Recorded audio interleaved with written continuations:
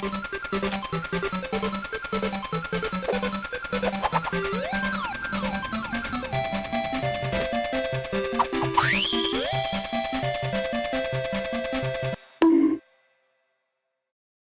day all, RobotnikHolmes here. Hey, look at that. We've reached issue number 25. We're halfway until the hypothetical finale of this comic series. Back then nobody knew what was going to happen. Anyway, considering the subject matter right now, it's time for a history lesson. So, 1992 was the year Sonic CD came out, on the appropriately named Sega CD.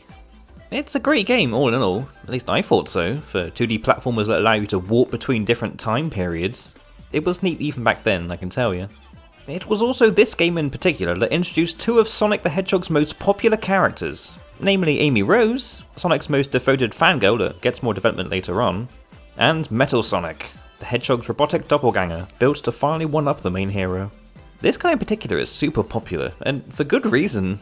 Not only is he a really potent antagonist in his own right, but man, I just love his design.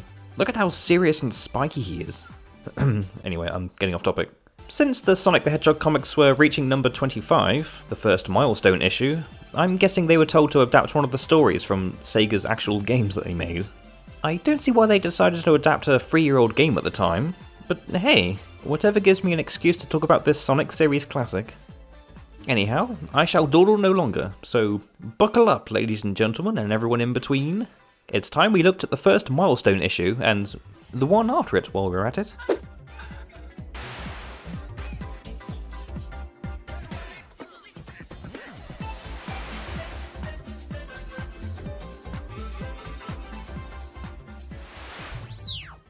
The front cover, and indeed the entirety of this issue, was drawn by the fricking monolith of talent that is known as Patrick Spazianti.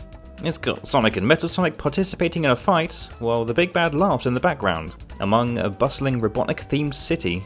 The visuals of this cover are also clearly inspired by the animated intro for Sonic CD, which is good, because that OVA intro was kick-ass.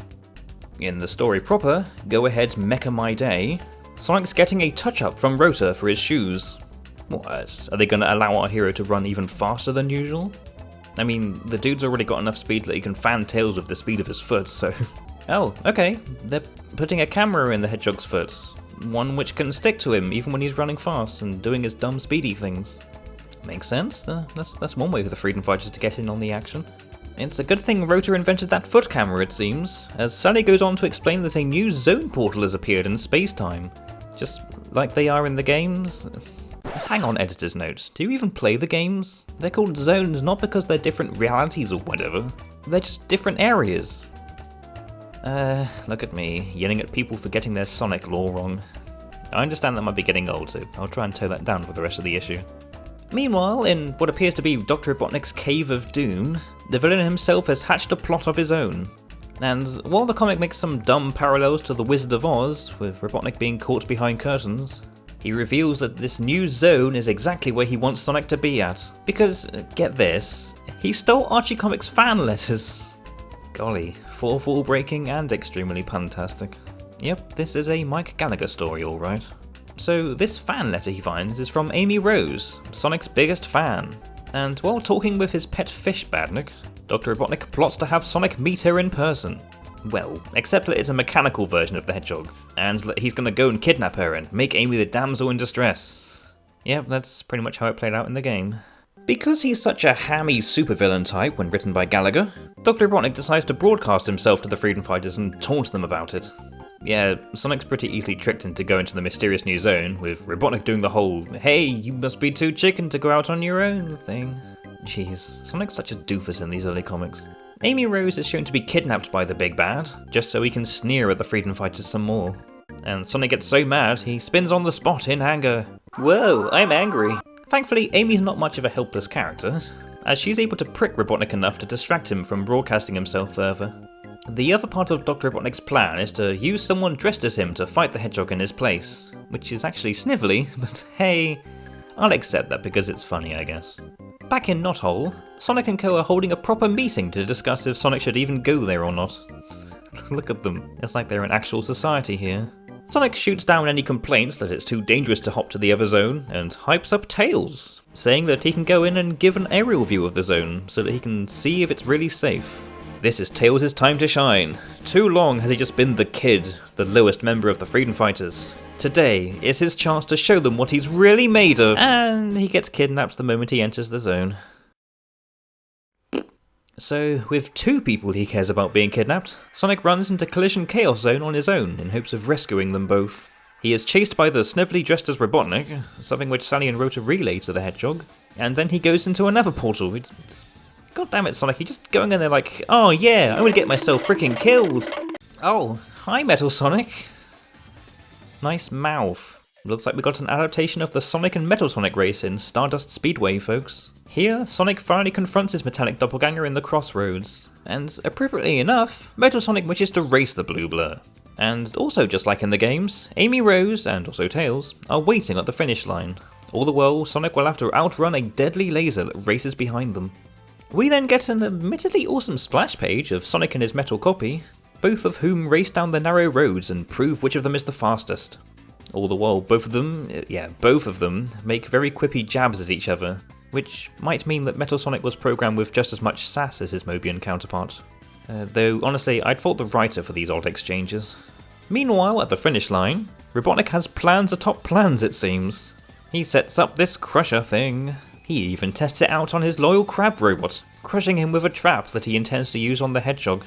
Jesus Christ, I forgot how ruthless this guy is, even to his own robots. Ah! We also get interrupted by a page of...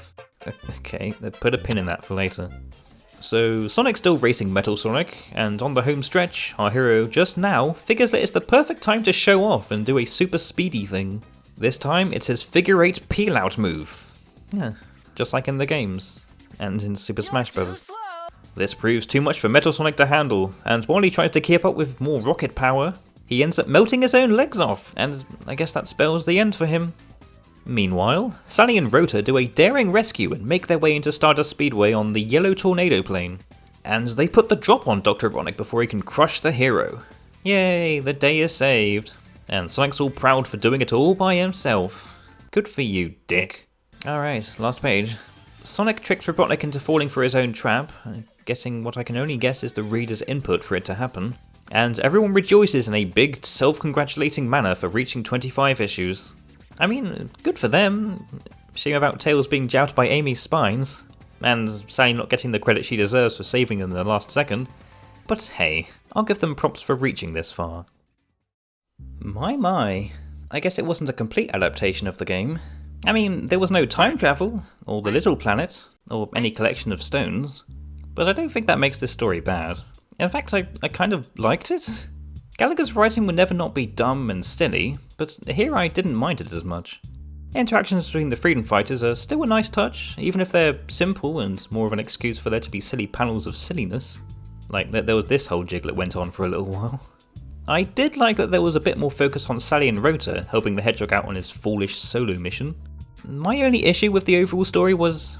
Gosh, I'm so sorry, it's so bloody nitpicky, but they misnamed Metal Sonic as Mecha Sonic here. Yeah, I know, I told you it was stupid. But, like, this issue was published 3 years after the game came out, and I'm pretty sure in the game's manual he was given his proper name too, so it's not like they had any excuse. I guess having Mecha in the name sounded trendier to Western audiences at the time.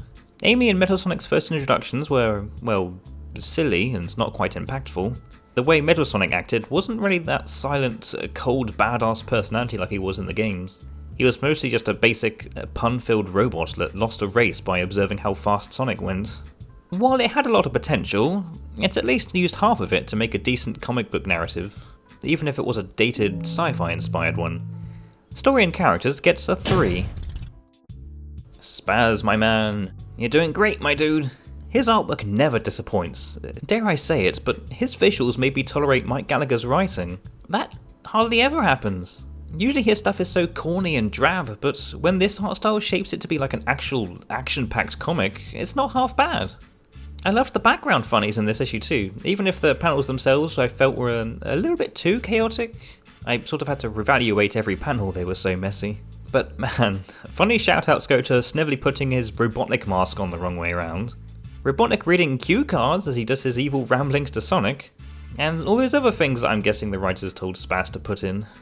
Also, whoever's decision it was, be it the writer or artists, don't think I didn't see you place hidden images of the Chaotix. I guess this was to tease the then upcoming Knuckles Chaotix special. And don't worry, we'll get to that. Good God, we'll get to that. But yeah, the art was freaking rad here. I don't have many complaints except that, as usual, the shading was essentially non-existent, robbing a lot of these panels of their intended dynamic feel. But other than that, Spaz didn't disappoint one bit. I'm giving his artwork and everything visual-wise a score of 4. Yeah, sorry to interject here, but what the heck is this? The comics always have a fan letter or a fan art page, all dedicated to people sending in their art and support for the series. But here? They just got the staff members to draw Sonic & Co. and give them dumb jokes to say. I'm sure it was meant to be funny, but if anything, it comes off as more self-indulgent. They didn't need to put the creator stuff over the fan submissions, they just didn't. Is this a sign that pre-Ian Flynn, the writers just love to wag their own tails and constantly put themselves in the comic? Yes and no. From what I can tell, they start making gag strips at this point, where they just put a 3-panel comic at the end of the issue, and make fun of the editors and whatnot at the time, I guess. It's harmless. It's not like they're devoting half the entire issue to self-insert comic strips. Yet. And they're not canon to the ongoing stories, so I'm glad they're pretty out of the way. Alright, final score for the Sonic CD adaptation is a 7 out of 10. A well-deserved score for an issue that really went the extra mile. And it's not going to be long until we get other stories based off the games, you can trust me on that. But my only issue is that the ones after this don't have the same amount of imagination or talent behind them. Yeah, I'm looking at you, Penders. Anyway, while we're at it, let's take a look at what Angelo De Giussari wrote in issue number 26. I'm at least glad we're not getting many covers that have corny dialogue pasted on top of them. Here we see the villains Robotnik and Snively shooting Sonic with a laser gun of sorts. I'd call it a freeze ray, considering they're in winter gear and there's lots of snow about, but at best it just seems to chill the Hedgehog's nose slightly. In this issue's first story, the admittedly lame titled Way Past Cool, the freedom fighters are out enjoying the summer sun, with the Hedgehog splashing everyone. Well, nobody but Antoine. That's not how water works, even nature's got it out for him. The blue blur's running on water to beat the heat, but his path is suddenly blocked by a random line of ducks. Oh, what other funny accidents will our heroes get into? Well, for one thing, everything's starting to get a little bit colder. A bit unusual for the summer. Well, unless you're talking about the British summer, but that's a different subject. Nicole deduces that the snowy storm is artificially made, and sure enough, it is Dr. Robotnik and Snively behind the whole thing. Who would have guessed? It's all part of their plot to freeze over everything in sheets of snow, and weed out the heroes among the cold and then seek them out via a body heat sensor. Yeah, the freedom fighters are in quite a pickle, and with the villains on their tail, they don't have much of a choice except to stay hidden within this freezing cave. However, they are not alone. It would seem that there are other Arctic Mobians taking refuge within the cavern. We have these randos who seem like parallels to our main characters here, except as different species. They all have names as well, but who cares? Apparently, they had been visiting the Great Forest, and just so happened to come in when Dr. Robotnik activated his Weather Annihilator machine. What rotten luck. In a scene parallel to the previous issue, Sonic's all gung-ho about breaking out and kicking Robotnik's ass, but Sally and the others don't think it's a good idea because, as we can tell, the ice physics of this world fricking suck for him. But the Arctic dudes think that before Robotnik can get to them, they can use these ice caves to learn the arts of not sucking, and maybe give them a fighting chance against the villain in this remarkably cold weather. Long story short, Dr. Robotnik and Snively are in for a surprise, as the freedom fighters retaliate with the very snow the villain decided to create. Hey, look at this, we're getting a proper fight with them using like tactics to take out Dr. Robotnik and his forces. Oh, wait, no, they don't do that great. They do throw giant snowballs, but then they get snuck up upon by Snively. He uses his freeze gun on them, trapping the heroes in a block of ice. However, before Snively can do something terrible to them, like, I don't know, roboticize them I guess. Oh crap, polar bear! Yep, the Arctic dudes are here to help. And while the leader chases Snively away, the penguin dude deals with the swapbots in true slapstick fashion. The others break Sonic free from the others. Wow, this dude seriously has no problem being used as a cannonball at the weather machine. Alright, this story wraps up in typical Archie Comics fashion. Sonic just knocks out Dr. Robotnik before he can use his Weather Annihilator any further. The Hedgehog single-handedly decimates the machine while making a pun about the Cold War. You know, I reckon this whole story was written just so they can say that. The other Mobians they met decide to go back to the Arctic, inspired by the heroics of the freedom fighters to take on danger when they see it, and then Sonic offers to have a snowball fight with his friends while there's still snow about. And that's the first story done with. Happy summertime, everybody? Story 2, Fortified, has our main characters going out on a field trip up a mountain. More fun and games, I see. But at least Antoine brings up that Robotnik won't give them any rest. I mean, they are freedom fighters after all. While they make their way up the mountain, Bunny discovers a whole lot of trees in the way, and while she's ready to pluck them out of the ground, because she can fricking do that, it turns out to be a thrifty looking old log fort. It was apparently built by one of Sally's ancestors. Tails thinks that they can use it to hold off the villain, but there's nothing here except for old cannons and half-destroyed door hinges. However, they do find a blacksmith workshop, which gives Sonic the idea to craft something out of scrap metal. Sonic, this is no time for Minecraft, okay? Anyway, they'll have to think fast, as Dr. Robotnik and Sniffly soon advance upon the log fort. In this instance, they've certainly come prepared, driving up the mountain in a formidable bus. This is so stupid, but hey. So, Robotnik breaks into the fort in his bot bus, and the freedom fighters are nowhere to be seen, but there is one figure valiantly standing in their way, and that figure is none other than Bunny, with extra metal worn around her. Yeah, that happens. And while the villain's forces are easily dealt with, the bus makes a blind charge towards the armoured Bunny. Thankfully, her legs have go-go gadget powers, and the bot bus is sent careening down the mountain. Gosh, what a weird story. I'm serious, I still can't put my finger on it. These were weird, even by early Archie Comics standards. Issue number 26's stories weren't bad per se, but they weren't very interesting.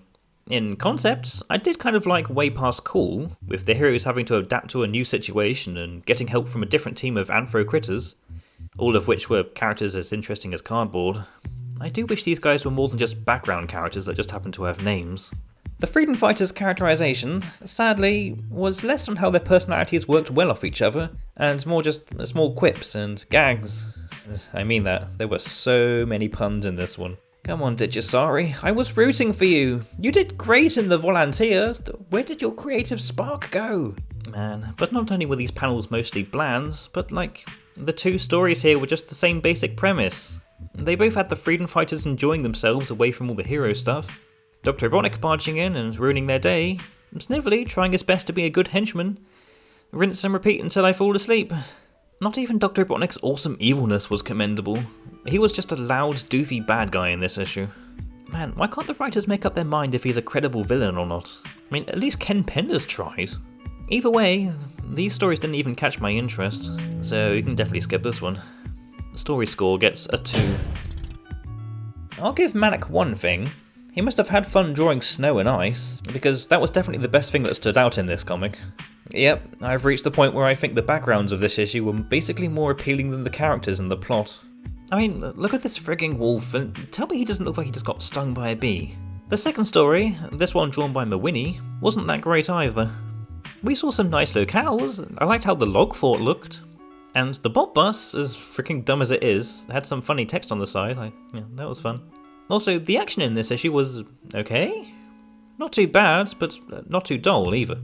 Be it silly slapstick or general action scenes, I didn't have much of a problem with the visuals, and because of that, I'm giving the art a 3. Maybe it wasn't a good idea reading this one after the milestone issue, because compared to that one, the final score for number 26 is a 5 out of 10. Yep, this issue wasn't great.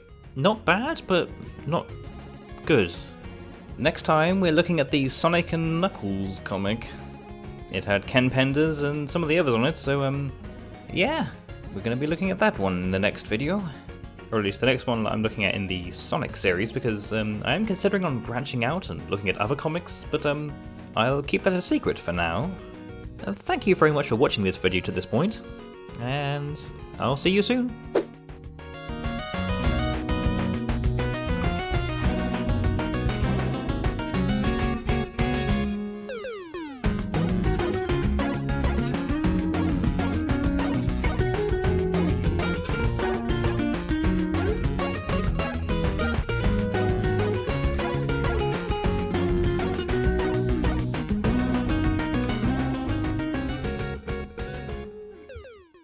sheets